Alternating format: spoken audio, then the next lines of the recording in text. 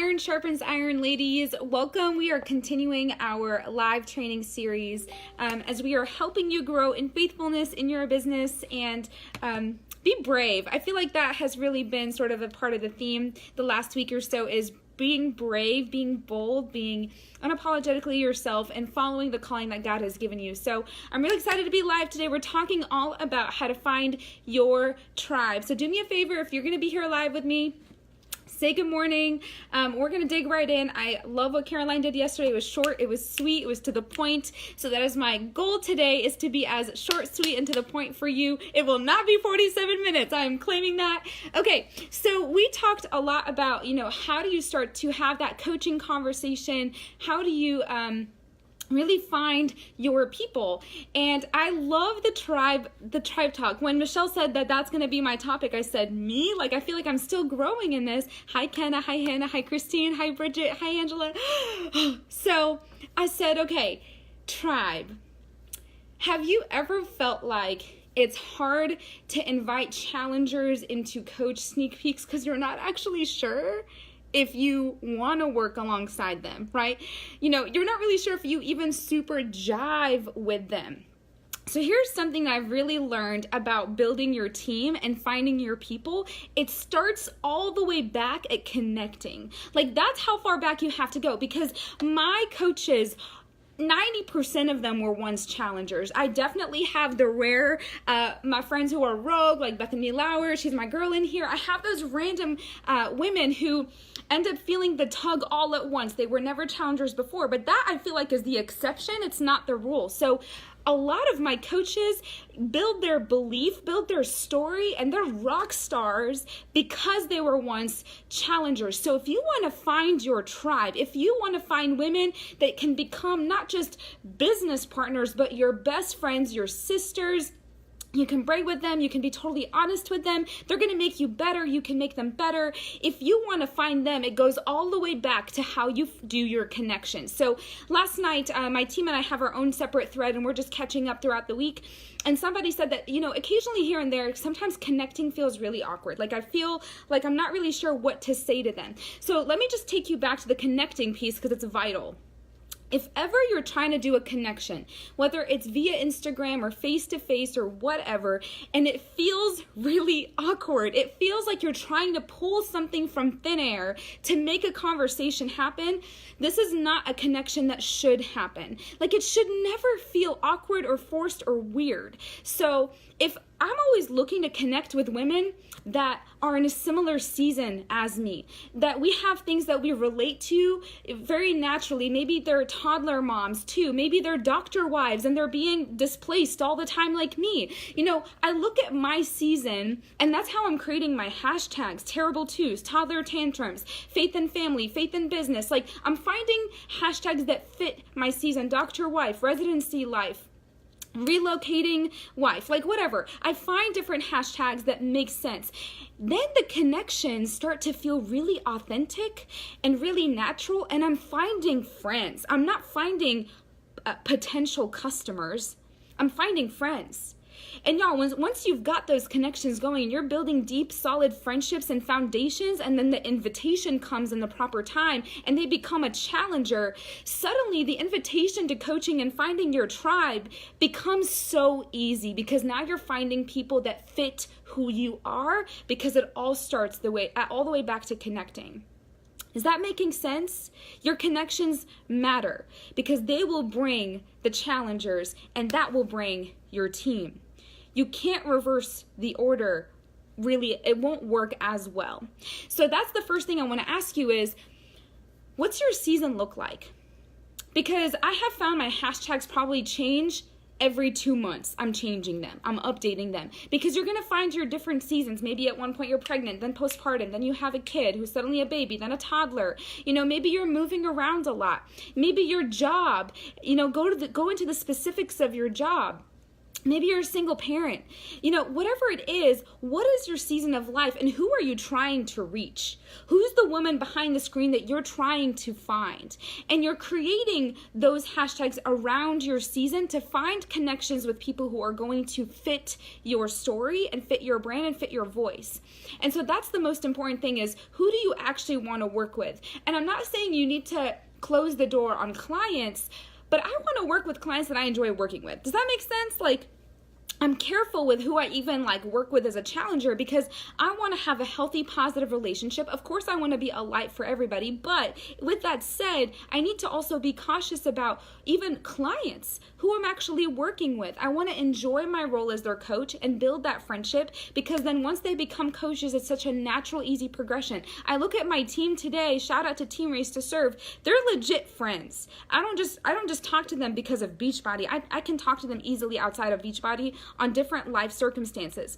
If you want to find those people, it goes all the way back to connecting and then figuring out your challengers. So don't be afraid to talk about the coaching responsibility or just what coaching looks like as much as you can, breadcrumb throughout the day on Instagram stories or wherever, because people may not know that they can be a part of your family. They can be a part of your mission and your purpose unless you're breadcrumbing it throughout the week. I see coaches do such a good job at talking about challenge groups and those types of things, or showing how great they are at doing their workouts and their nutrition, but they're never talking about their role as coaches. I have found my tribe because of all those tiny little things I'm doing every day. I'm connecting with the right people and the people that I feel really match who I am, and I'm breadcrumbing what coaching looks like all the time. That way, when the story comes up or the invitation comes up to the business, it's not out of left field. It's not that random. And then when in your challenge groups, observe your challengers. Be a straight up detective. Look at them. Pay attention. Are they leaders? Are they commenting on other people's posts without you asking them to? Are they showing up every day like rock stars? These are coaches in the making. They just may not even know it. So I'm paying attention in my challenge groups. And when it's somebody I feel that deep, deep connection with, which I should, because I've been building that from the beginning, there's somebody that I know is going to easily become a family member on our team, and it's going to match our team really, really well. I think figuring out the team culture you want to have is really important. 2016 to 2017, I just would recruit anybody with a pulse. I wasn't really worried about team culture. I just wanted women who were passionate about coaching, and that was pretty much it. And I started to find that we were very divided. We were very scattered. We weren't united in purpose. It just felt really cold. And so January of 2018, this year, I felt God say, narrow your door, which may sound a little bit bizarre. I'm not saying that you need to do this. I'm just telling you what happened to me. And he said, narrow your door to your team. Find quality over quantity. Find quality women who match your purpose, which means I have to be so much more intentional about boldly and loudly being who I am. I can't apologize for my faith. I am a faith and fitness coach. That is my brand. I can't shy away from the faith part because it doesn't fit every person. I'm not looking to fit every person. I'm looking to find that person who wants to do wellness his way. They can be a non-Christian seeking the Lord. It can work both ways. So January, I started to be boldly and loudly who I am. Every platform, face to face, boldly and loudly who I am. And people started to pay attention and say, you're my person. And I was like, you my people. You're my people. So unless you're boldly and loudly sharing who you are and boldly and loudly connecting and finding your people proactively, listen, you've got to pursue people. If you have a hard time being a pursuer, you are not going to really succeed in this business. If you run this business only purely reactively, it's going to go nowhere. Listen, Jesus pursues us relentlessly. Why aren't we pursuing people the same way? We're not pursuing them with a secondary agenda of build my rank, build my paycheck. No, we're pursuing them because we want them to be a part of this purpose, because we believe in the purpose. And we understand that in order to be a lighthouse in this world, we need a big team that is united in purpose. It can't be done with one person. So you've got to be boldly and loudly who you are and pursue people with that same boldness. And that's how you're going to find your tribe. If you're wishy-washy on who you are, you're going to get wishy-washy team. You're going to get I had a wishy-washy team until this year. My team is solid. I know who they are. I know their purpose. It matches my purpose. We have an official team mission that I think everybody does beautifully. And so that happened because I stopped being so wishy-washy. I'm not 1 foot in, 1 foot out anymore. I'm boldly and loudly who God has called me to be as a coach, and I'm owning that, and I'm running with that. I'm faithful in that, and it's bringing fruit. So if you want to find your tribe, figure out who are you in the first place, because your tribe is going to look like you. So who are you? What are your passions? What are your interests? What's your purpose? Who are you looking for? What kind of a woman do you want to work with? Something that Michelle does a lot, and she taught me this, and I do it all the time too, is the cubicle test. If we were to literally work in a building, like in an office building, is this someone I would want next to me in a cubicle working with me all day long? Because y'all know, in cubicles, people can drive you crazy. I did that. That was my life for a while as a case manager in mental health. So I do the cubicle test. If there's a part of me that's like, I would not want to be next to them 8 hours a day in a cubicle, then I would not ask them to the coaching opportunity. I wouldn't. Nope. Because I want to work with my friends. I want to become close with them, right? I don't want to feel like I'm walking on eggshells with my own team. No, I want to be able to get an Airbnb. We did that first summit. 9 of our team members showed up. We got an Airbnb. We all lived together. It was a blast. I didn't feel like, oh my gosh, I can't believe I'm going to be rooming with this person. Like, I don't want to feel that way, right? So I think that in that moment, you have to do the cubicle test. If you can see yourself working with them joyfully, excitedly, then like, this is your person.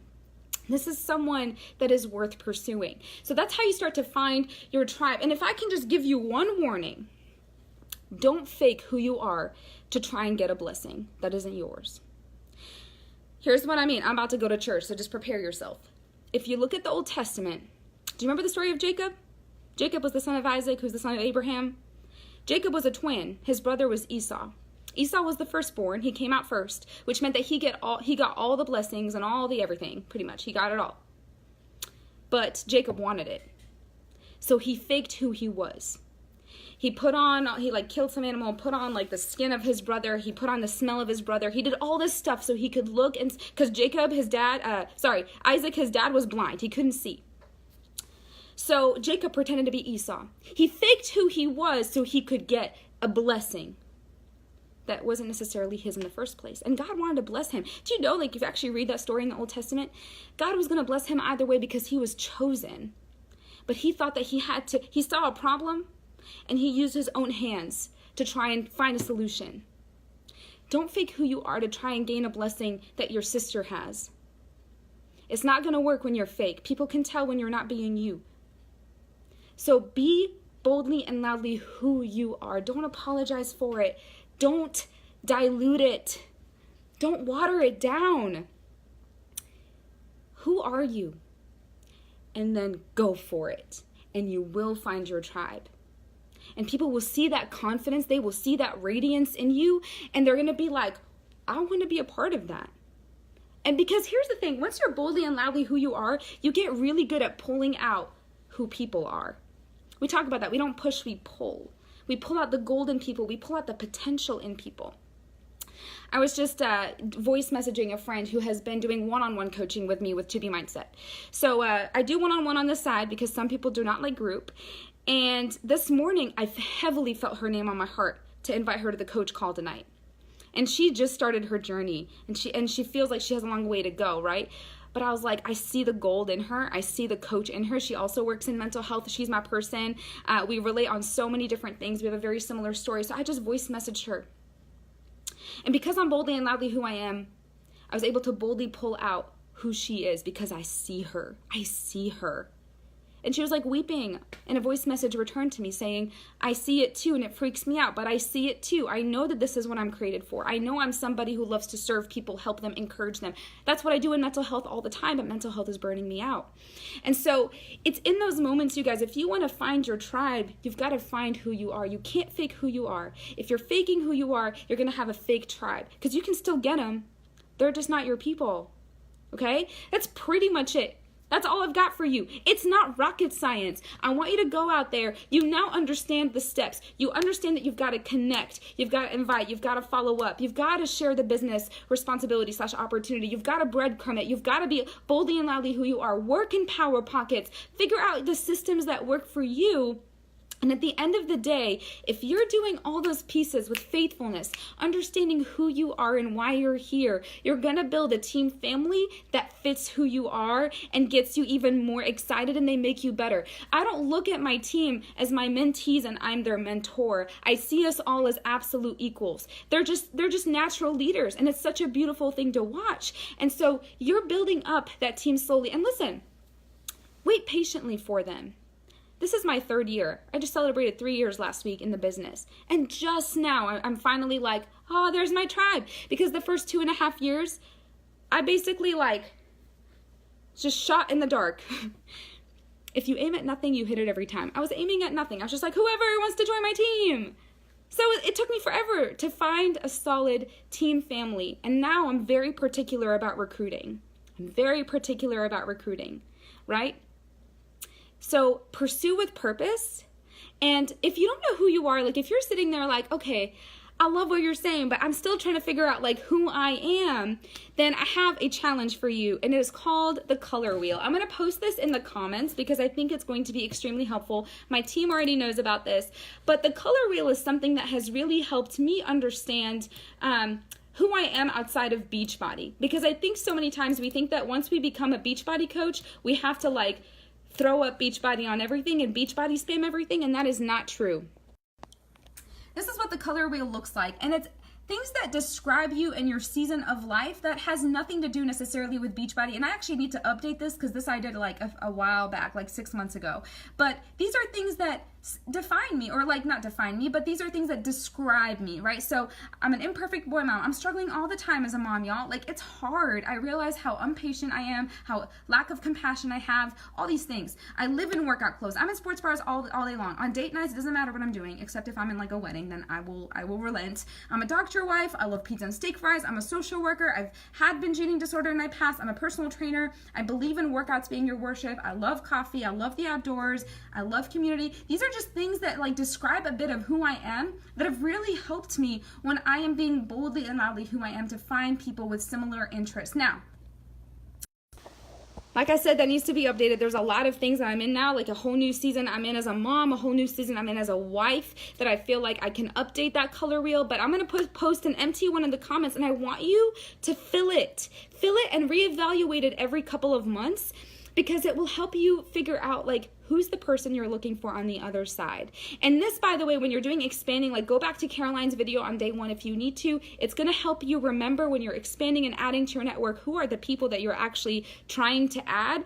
Because again, if you want to find your tribe, it starts at the beginning with expansion and connection. These 2 areas are vital to finding your tribe, not the challenger part. That part comes after. But if you get the first 2 parts right, everything else will come supernatural. Supernatural. I promise. You can take my word for it. Any questions? That's it. Look at that, 19 minutes. I feel good. All right. Any questions? Feeling good? This was a really simple add-on topic. Nothing that needs a ton of discussion. But if anybody has questions, let me know. Otherwise, I'm going to let y'all go, and I can answer questions throughout the day in the comments. But I will post the color wheel for you guys. And I love you guys. You guys are doing such an amazing job. I can't wait for our coach interest call tonight. It's mad late, but it's going to be great. And we'll see you guys then.